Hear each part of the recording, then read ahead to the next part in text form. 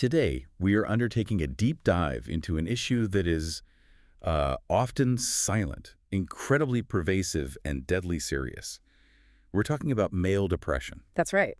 And we're going to be looking at a whole stack of sources, everything from clinical journals to, personal stories. And the goal here is to get to the truth about a condition that quietly affects millions of men, but it remains hidden behind this wall of stoicism. That is the core of the challenge, isn't it? Our sources are really clear on this. Depression is not a weakness. It's a medical and an emotional condition. But for so many men, the culture just dictates that admitting you're struggling is, well, it's a failure. It is, and that forces the suffering underground. It leads men to mask this deep, deep pain with, I don't know, high-functioning activity, distractions, or just outright denial. So our mission today is pretty simple. We are going to try and break down that wall. We want to help you recognize the specific and often atypical signs of depression in men. And then equip you with practical, actionable strategies.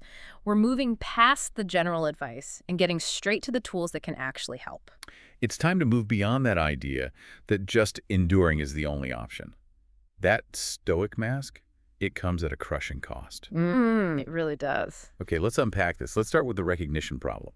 Because when most people think of depression, they picture classic sadness, tears. Yeah, that's the stereotype. But what our sources highlight is that for men, depression often wears a completely different disguise. How so? Well, it's a complete subversion of that. So instead of just overwhelming sadness, which can certainly happen, the dominant emotions are often expressed outwardly as anger, irritability, frustration. Or even just numbness. Or outright numbness, yeah. That pervasive apathy where you just feel disconnected from everything and everyone. And this irritability, we should be clear, it's not just a bad mood. Yeah. It's corrosive. Absolutely. It's that feeling where every small interaction feels like an imposition. Your tolerance is at zero. And tiny things, minor inconveniences, they trigger this disproportionate rage. Exactly. You're just constantly wired and angry, even when on the surface, everything looks fine. And that often pairs with a significant loss of interest. Right.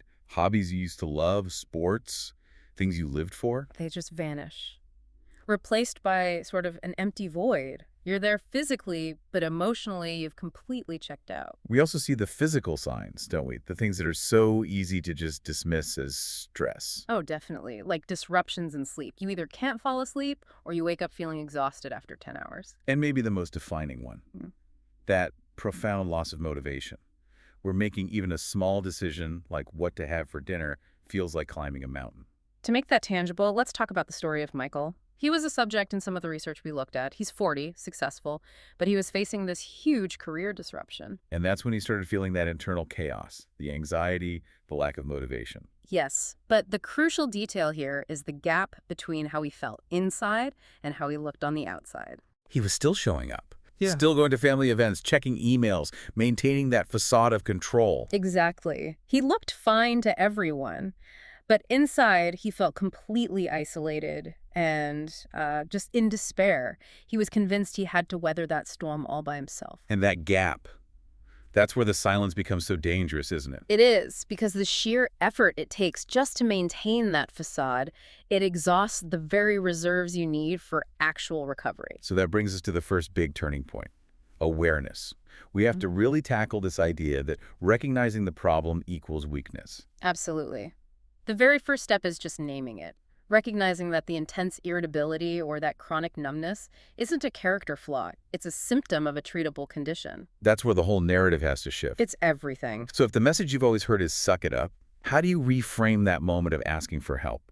How do you take what feels like defeat and turn it into a strength? We have to redefine courage. Courage isn't just enduring suffering endlessly in silence. Real courage is the strength it takes to admit vulnerability when every part of you is screaming that vulnerability is failure. That's a powerful way to look at it. When you can finally look at that internal storm and say, I need support, you are showing genuine strength. You're prioritizing your well-being over a manufactured image. So confiding in someone, a friend, a partner, a professional, that's the courageous act. It's an act of profound courage. That reframing is so essential. And once you open that door, you can move into action. So let's get into the practical tools to start building that momentum. We have to approach this holistically, mind, body, and your social structure. Okay, let's start with the physical. Yeah. It's often the easiest place to start when your motivation is just rock bottom. Movement. Exercise. We know it boosts endorphins, but how does it help with that specific male presentation of irritability and anger? It's a release valve. It has to be. That constant simmering anger, that agitated anxiety, it has a physical component. So you're saying you need a physical outlet for it. Yes. Intense movement, whether it's lifting weights, running, even just, aggressive yard work, it provides a sanctioned way to get that turmoil out. It metabolizes the stress hormones like cortisol. And you get back a sense of control over your own body, which depression can steal. You regain a sense of physical agency. Even a 20-minute brisk walk can be a powerful intervention. So it's not about becoming a marathon runner. It's about regulating the nervous system. Okay, next up. The bedrock of mental health that so many of us ignore. Sleep. A sleep routine. And this is absolutely non-negotiable for mood stabilization. Depression messes with your circadian rhythm. So you might be sleeping, but the quality of that sleep is often terrible. So what's the strategy? Radical consistency.